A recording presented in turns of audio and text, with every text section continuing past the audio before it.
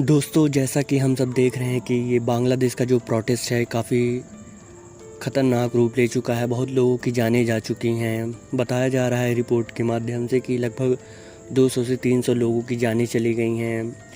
इसी बीच क्या होता है, जो वहाँ की प्राइम मिनिस्टर थी शेख हसीना, वो अपना रिज़िग्नेशन दे देती हैं, क्योंकि जो प्रोटेस्ट था काफ़ी ख़तरनाक रूप ले रहा था और बहुत लोगों की जान जा रही थी, तो वो अपना रिज़िग्नेशन दे दी। तो जानते हैं क्यों आखिरकार स्टूडेंट ये प्रोटेस्ट कर रहे हैं। तो जैसा कि हम जानते हैं रिज़र्वेशन के बारे में, कोटा के बारे में, ऐसे ही जो बांग्लादेश में कोटा सिस्टम है उसमें क्या बताया गया है कि जैसे 1% फिजिकली चैलेंज लोगों के लिए रिज़र्व कर दिया गया है कोटा, 5% माइनॉरिटी के लिए, 10% वीमेन के लिए, 10% बैकवर्ड डिस्ट्रिक्ट के लिए और 30% जो वहाँ के फ्रीडम फाइटर्स के जो चिल्ड्रन थे और ग्रैंड चिल्ड्रन के लिए, और 44% वो मेरिट बेस्ड है। तो यही जो 44% मेरिट बेस्ड वाला सिस्टम है, यही स्टूडेंट मांग कर रहे हैं कि सबको ये सब ख़त्म करके टोटल 100% मेरिट बेस्ड होना चाहिए, कोई भी रिज़र्वेशन नहीं होना चाहिए, क्योंकि वो लोगों का कहना है कि उन्हें बहुत मुश्किलें हो रही हैं जॉब पाने में। तो दोस्तों, यही है इसका कारण, इस मैसिव प्रोटेस्ट और जो ये दंगा हो रहा है, इसका कारण यही है, कोटा रिज़र्वेशन। तो क्या बताया गया कि शेख हसीना वहाँ से चली आई और वहाँ से चलती हैं तो इंडिया आती हैं, बातचीत होती है। जैसे कि हमारी फिनेंस मिनिस्टर निर्मला सीतारमन और external affair minister S Jaishankar और home minister Amit Shah and defence minister Rajnath Singh और हमारे प्राइम मिनिस्टर नरेंद्र मोदी, तो सभी ने कैबिनेट कमेटी ऑन सिक्योरिटी में बातें की और देखा कि मामला क्या है। एस जयशंकर ने बताया कि इस पूरे मामले के बारे में डिस्कस किया। तो और इसमें ये भी बताया जा रहा है कि जो करंट समय में जो वहाँ पे कंट्रोल कर रहे हैं बांग्लादेश को, आर्मी चीफ़ हैं जिनका नाम है वकीरुज़्ज़मान, जो वहाँ के आर्मी चीफ जनरल है वकीरुज़्ज़मान, कंट्रोल कर रहे हैं।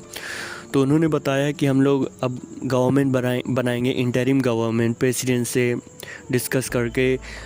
और क्योंकि अभी जो शेख हसीना क्विट कर चुकी हैं, उनका रिज़िग्नेशन हो चुका है, तो वो स्टूडेंट से बोल रहे हैं कि अब इसको ख़त्म कर दिया जाए, क्योंकि जो अवामी लीग अब पावर में नहीं रह गई, तो अब वहाँ पर कोई डेमोक्रेसी नहीं है, मिलिट्री कूप हो चुका है। लेकिन बताया जा रहा है कि अब इंटरिम गवर्नमेंट बनाई जाएगी। और ये भी वो कह रहे हैं कि जो बांग्लादेश की जो इकॉनमी है काफ़ी डाउन जा चुकी है, अगर ऐसा हो रहा तो जो इकॉनमी और भी डाउन जाएगी, तो इसलिए हमें रोकना होगा और फिर से रिकवर करना पड़ेगा। और तो इसी बीच देखते हुए क्या देखा गया कि जो बॉर्डर सिक्योरिटी बढ़ा दी गई है, बीएसएफ को लगा दिया गया है बाउंड्री पे, ताकि जो है अनरेस्ट ज़्यादा ना फैल सके और इस मामले को रोका जा सके। क्योंकि अब शेख हसीना नहीं रही तो अब काफ़ी चेंजेस देखने को मिल सकता है। जितनी ट्रेन सर्विसेज थी वो सस्पेंड कर दी गई हैं। तो मामला यही चल रहा है। और लेकिन ये भी बताया जा रहा है कि जो जीडीपी थी बांग्लादेश की 2020 में कोविड-19 पैंडमिक में, तो जीडीपी गई थी, मतलब गिरी थी 3.5% और जो भी हो, लेकिन फिर वो 2021 में रिबाउंड कर गई, 6.9 हुई। और ये भी बताया जाता है कि मतलब आने वाले समय में काफ़ी और अच्छी जीडीपी उसकी बांग्लादेश की अच्छी होती। एशियन डेवलपमेंट बैंक ने फोरकास्ट किया था कि बांग्लादेश की जो जीडीपी है 6.1% है, 6.3 या 8% तक जाएगी। ये सब बात देखी जा रही थी। लेकिन अब मिलिट्री कूप हो चुका है। जैसा कि अब हमारे पड़ोसी देश म्यांमार में भी हम वहाँ म्यांमार में तो देखो वहाँ पर मिलिट्री कूप हुआ, अब बांग्लादेश में, तो ऐसा हमारे पड़ोस में आते हैं। तो इसीलिए जो सिक्योरिटी थी बॉर्डर की, बीएसएफ को लगा दिया गया पूरी बॉर्डर सिक्योरिटी फोर्स को, ताकि हम लोग मामले को अच्छे से ख़त्म कर सकें बॉर्डर वाले इलाके पर, नहीं तो इससे मामला बढ़ सकता है।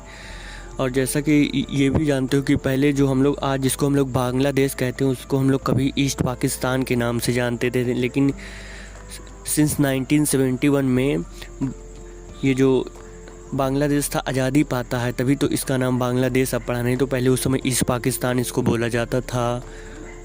तो यही बस इतना ही न्यूज़ में जो करंट न्यूज़ में चल रहा है दोस्तों, बस इतना ही है। अब आगे जो खबर आती है तो हम लोग उसको डिस्कस करेंगे। तो दोस्तों आज के लिए इतना ही। Thank you so much.